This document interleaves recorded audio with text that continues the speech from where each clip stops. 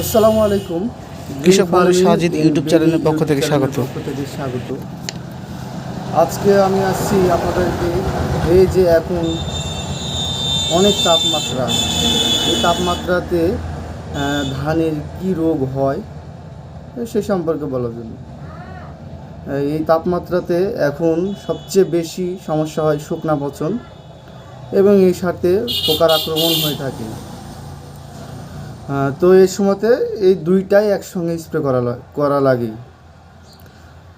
তো কোন গ্রুপের কীটনাশক, কোন গ্রুপের ছত্রাকনাশক ব্যবহার করার প্রয়োজন হবে আজকে আমি সে সম্পর্কেই বলবো।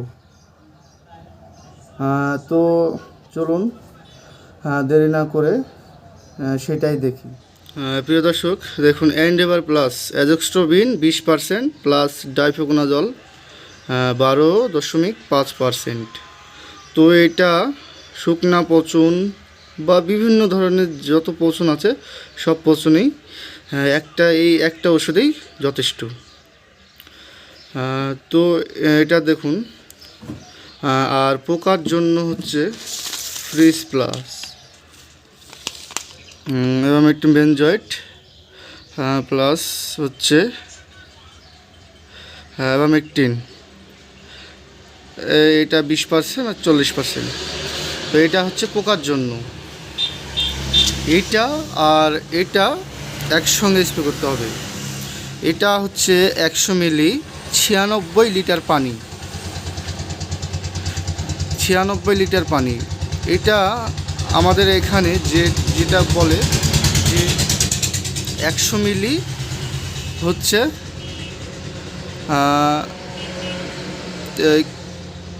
প্রায় 2 বিঘা মানে হচ্ছে 66 শতক মাটি। এই পরিমাণ জমিতে এই 100 মিলি ব্যবহার করা হয়।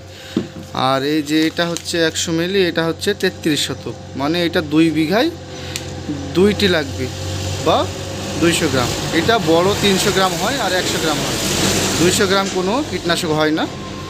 তো যাদের যেরকম জমি সেই পরিমাপে ডিলারকে বললে ডিলার এটা করে দেবে।